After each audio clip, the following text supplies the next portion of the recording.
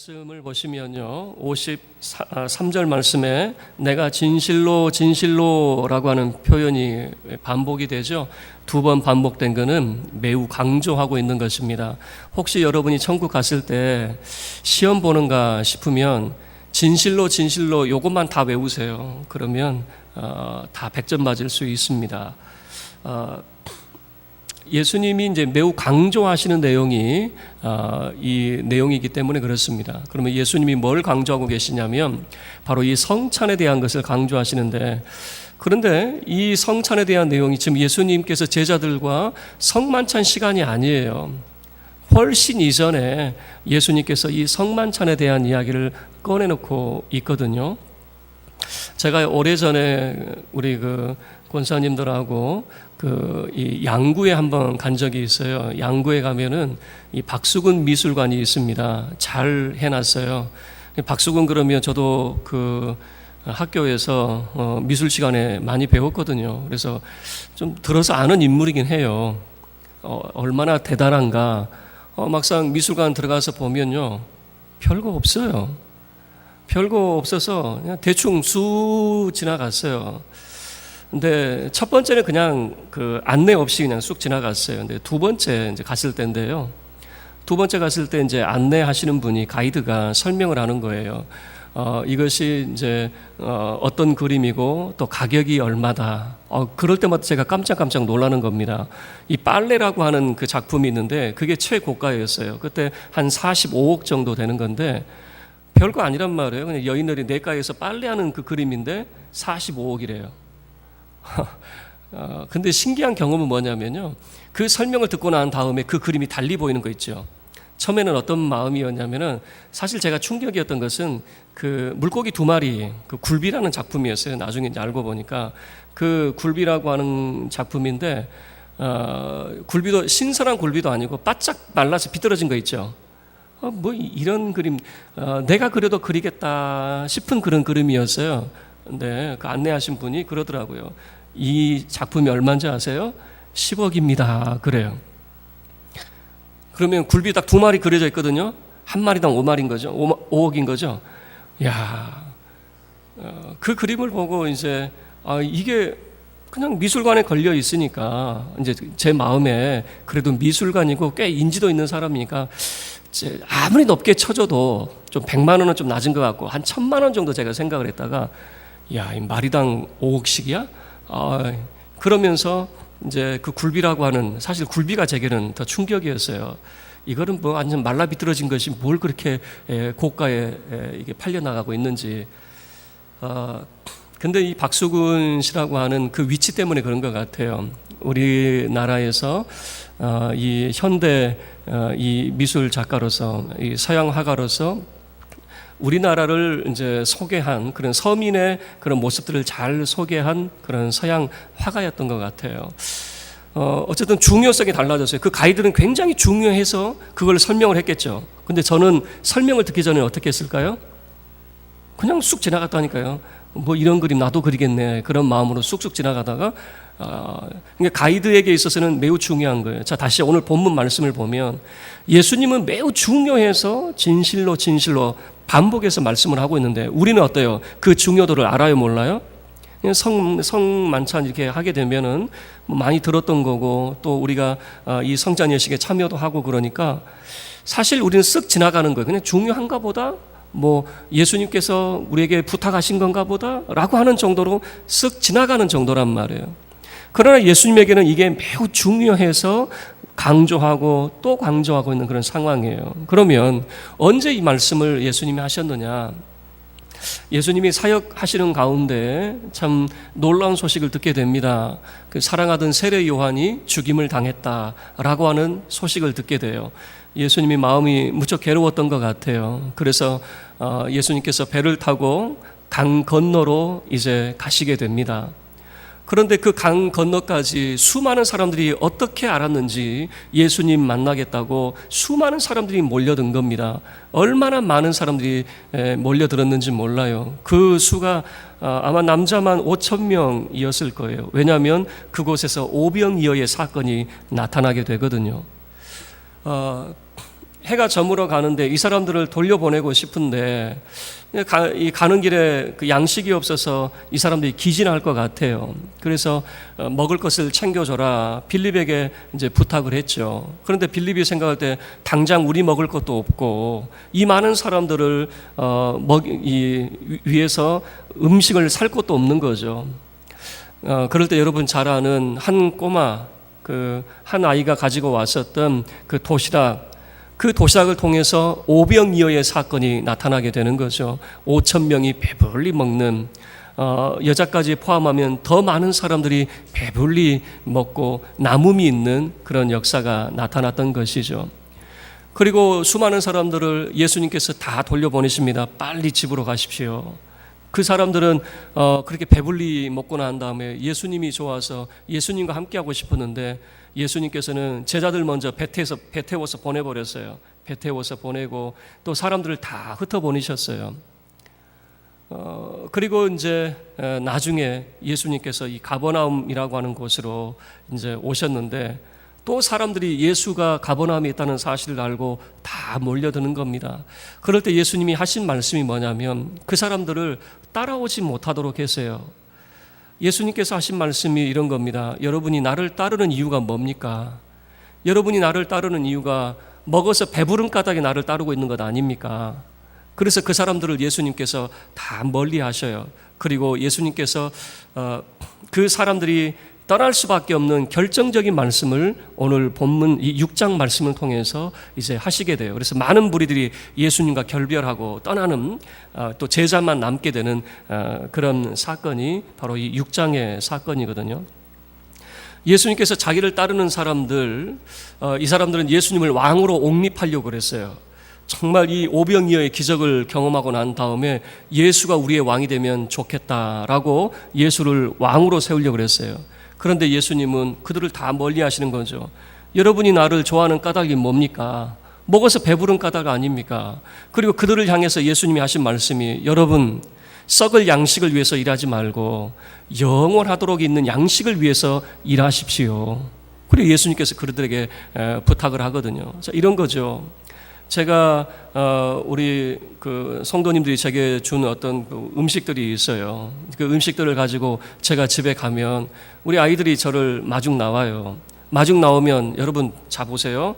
제 얼굴 보고 그 다음에 뭘 먼저 볼까요? 제 손에 뭐가 들었나 안 들었나 이거 먼저 보거든요. 그리고 제 손에 뭐가 들었으면 어떻게 될까요? 저를 안아줄까요? 아니면 손에 든 것만 딱 채워서 그냥 가버릴까요? 우리 아이들 목사 자녀라고 예의 바르다고 생각하지 마세요. 저는 제 마음은 이런 겁니다. 우리 아이들이 아빠 왔어요 하고 좀 안아주고 그걸 제가 바라는데 제 손에 있는 것만 채서 그냥 가버려요. 그냥 사라져버려요. 자, 예수님께서 하신 말씀이 그런 비슷한 말씀인 것 같아요. 먹고 배부른 까닭이라고 하신 말씀이 뭡니까? 예수님 자신에게 집중하는 것이 아니라 예수님이 주신 그 양식 때문에 지금 예수님을 좋아하고 예수님을 바라고 있는 그런 모습이에요. 예수님이 하신 말씀 썩을 양식이 뭡니까? 예수님이 그들에게 주었던 것 오병이어 그거는 잠깐 그들에게 유익을 주고 만족을 줄지는 몰라도 그건 영원한 게 아니에요. 영원한 건 뭐냐면 예수님 자신이란 말이에요. 예수님 자체에 집중을 해야 되는데 사람들은 예수님 자체가 아니라 예수님이 주신 그 빵 조각 거기에 열광을 하고 있었던 거죠. 그래서 예수님께서 여러분은 썩을 양식을 위해서 일해서는 안 됩니다 라고 하는 거죠. 그러면 영생하도록 있는 양식이 뭡니까? 라고 이제 물어본다면 그 영생하도록 있는 그 양식은 예수님께서 말씀을 하셔요. 하늘에서 내린 양식이야말로 영생하도록 있는 양식이다 라고 하는 겁니다. 33절 한번 보세요. 33절 우리 함께 읽겠습니다. 시작. 하나님의 떡은 하늘에서 내려 세상에 생명을 주는 것이니라. 여러분 지금 하나님의 떡에 대해서 이야기를 하고 있어요. 예수님께서 만나에 대한 이야기를 하고 계셨거든요. 이스라엘 공동체가 애굽에서 나와서 광야를 지날 때 광야에 먹을 것이 어디 있습니까? 광야에 먹을 것이 없을 때 그 백성이 하나님 앞에 아우성쳤어요. 우리가 여기에서 굶어 죽겠다. 그럴 때 40년 동안 하나님께서 그 백성을 먹이시는데 하늘에서 내린 그 양식으로 그 백성을 먹이셨어요. 그걸 우리는 만나라고 이야기를 하죠. 하늘에서 내린 양식으로 그 백성을 먹여 살리셨어요.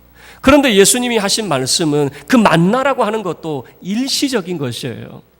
그 만나라고 하는 것이 영원한 것은 아니에요. 그런데 예수님이 하신 말씀 가운데 하늘에서 내린이라고 하는 그런 표현입니다. 다시 이야기하면 하나님의 떡은 하늘에서 내린 양식이다라고 하는 것이죠. 그 하늘에서 내린 양식이 도대체 뭐냐? 바로 예수님 그 자신이 하늘에서 내린 양식이다라고 하는 것을 말씀하고 있었던 거죠. 그래서 예수님께서 사람들에게 이야기하죠. 나는 생명의 떡이다. 그래서 여러분 55절 말씀에 내 살은 참된 양식이요 내 피는 참된 음료로다. 살과 피에 대해서 이야기를 하죠. 그러니까 여러분 이런 생각할 수 있죠.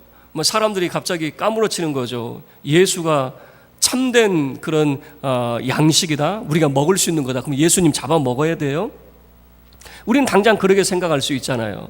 그러나 예수님이 하신 말씀은 그냥 육에 관련된 말씀이 아니라 영적인 말씀들을 늘 하셨거든요. 예수님이 하신 말씀은 비유적인 영적인 말씀들이었어요. 그래서 예수님이 하신 말씀이 뭡니까? 이렇게 말하는 겁니다. 자,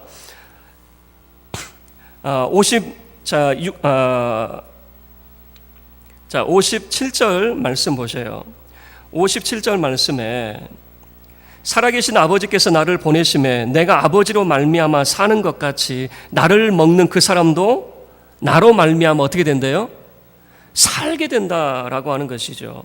여러분 예수님께서 이렇게 하신 말씀, 나를 먹는 사람은 살게 된다. 아니 예수님을 우리가 어떻게 먹게 되느냐라고 하는 거죠. 예수님이 하신 말씀은 이런 겁니다. 하신 말씀은 여러분 사람을 살리는 것은 영이니 육은 무익하니라라고 하는 말씀을 하셨어요. 예수님이 하신 말씀은 영적인 말씀이었어요. 그래서 나중에 알게 되었죠. 예수님을 잡아먹으라라고 하는 표현이 아니라 바로 이 성만찬을 통해서 떡과 포도주를 통해서 예수님의 살과 피를 내 것으로 취한다라고 하는 것이죠.